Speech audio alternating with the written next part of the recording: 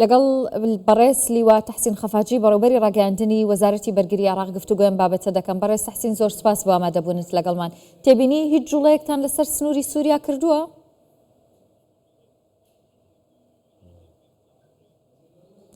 أولا شكرا لكم وتحية لكم. لا سرتا زۆر سپاس بۆ ئێوە و سڵاو لە بینەرانی کوردستان 24. ڕاستیەکەی سنووری عێراق و سووریا سەقامگیری و کۆنتڕۆلکردنێکی تەواوی بەخۆی و نەبینیوە هەرگیز وەکەوەی ئێستا هەیە. ئەم ئەنجامەی کە ئێستا دەستمان کەوتووە هۆکارەکەی ئەوەیە کە وەزارەتی بەرگری عێراق بە هاوپەیمانی لەگەڵ و بە هەماهەنگی لەگەڵ هێزەکانی پێشمەرگە توانیومانە ئەو سنوورە کۆنتڕۆل بکەین کە درێژەکە زیاتر لە 610 کیلۆمەترە. توانای ئەو سنوورە پێویستی بە توانایەکی زۆری هەیە و پاسەوانی سنووریش توانیویانە ئەرکی خۆیان بە باشی ڕاپەڕێنن.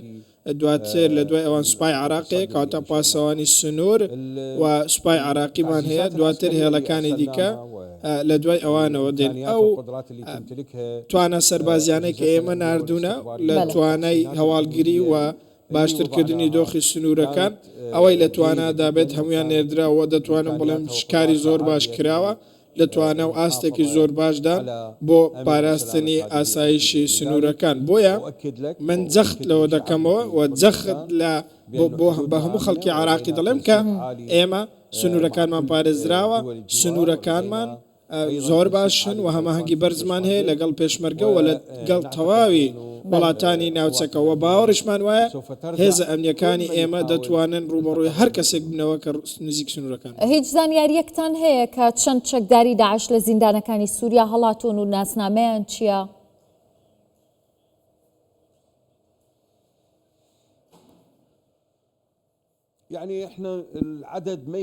ئێمە ژمارە بەلامانەوە ئەوەندە گرنگ نییە بەقەدەوەی ئەومان بەلاوە گرنگە کە چاودێری دۆخەکە بکەین. بارودۆخی سووریا ئاڵۆزە، بۆیە ئێمە لە چاودێری بەردەوام داین بەدسەڵی لەسەر هێڵین چاودێری دۆخی سووریا بکەین بۆ ئەوەی بزانین چەند تێرۆریست با بڵێن لە زیندانەکان هەڵاتووە. تیرۆریست هەرگیز ناتوانێت بگاتە سنووری عێراقی. بۆی ئێمە لەسەر هێڵین هەر کەسێک نزیکی سنووری ئێمە ببێتەوە من بەڕاشکایی قسە دەکەم یان دەکوژێ یان دەستگیر دەکرێت. باشە، ئێوە لە دوای شەڕی نێوان هەسەدە و حکوومەتی سووریا هەستان بەوە کردووە کە داعش ژوم و جۆڵەکانی زیادی کردبێ یان نا؟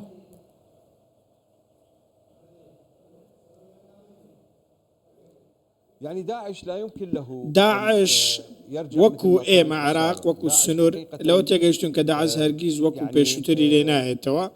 لەگەڵ ئەوەشدا داعش تەواوی توانای با بڵێن گشتگی خۆی لە دەستداوە جاچێت لە عێراق بێت. تەنانەت لە دیوی سووریاش بەڕاستی داعش ئەو توانایی نەماوە لەوێش ڕاودەندێن، بەڵام لە عێراق هەرگیز ناتوانن بگەڕێنەوە. بۆچی؟ چونکە بەر لە هەموو شتێک ژینگەیەک نییە ئەو تیرۆرستانە لە خۆ بگرێ و جگە لەوەش ناتوانن هیچ ئۆپراسیۆن و کردەیەک لە دژی هێزە ئەمنیەکانی عێراق بکەین. من دەتوانم بڵێم لە ماوەی ئەو چەند ساڵەی ڕابردوودا ئێمە ژمارەیەکی زۆری تیرۆرستانی داعشمان کوشتووە. توانیم وانە بگەینە قۆناغێکی زۆر پێشکەوتوو لە کارکردن و بەرقەرارکردنی سەقامگیری بەهۆی قوربانیدانی هێزەکان، جاچ قوربانیدانی هێزە فیدرالیەکان بێ یاخود پێشمەرگە و هێزەکانی دیکەوێ. بۆیە من دەڵێم ئێمە لەسەر هێڵین چاودێریمان هەیە. یعنی هەماهەنگیتان بەس لەگەڵ هێزی پێشمەرگەی کوردستان هەیە، پێویستان بە هاوپەیمانی نێودەوڵەتی نابێ بۆ سەر سنوورەکان؟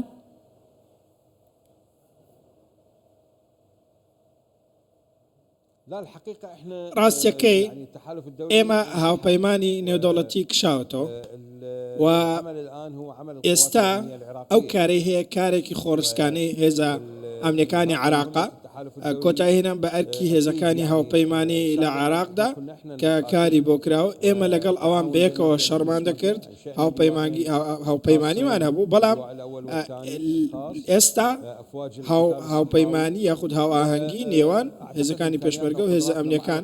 بۆیە من پێم وایە توانای ئێمە و توانای هێزەکانی پێشمەرگە بەسە. تەنانەت وەکو ڕاوێژ و هەواڵگری شێزەکانی هاوپەیمانان هیچ ڕاوێژ و هەواڵگری ینی هەواڵێکیان پێ نەداون سەبارەت بە دۆخی سووریا و سنوورەکان؟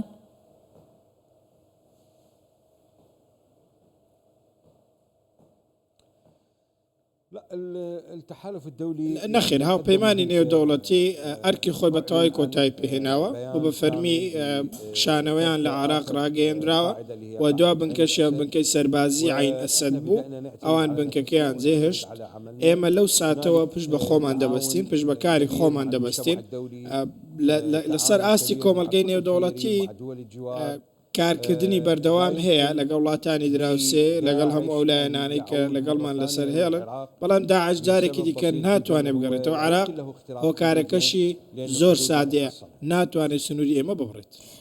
بەڕێز خەفاجی لە بەرەی سووریا چه هێزێک لەسەر سنوور هەن ئێوە ترسان لەو گروپانە نییە کە پێشتر لە لیستی تیرۆر بوون و ئێستا هەڕەشە لە عێراق دەکەن؟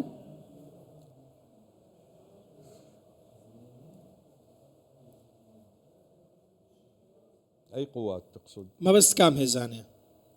گروپە چەکدارەکان لە بەرەی سووریا. أي قوات؟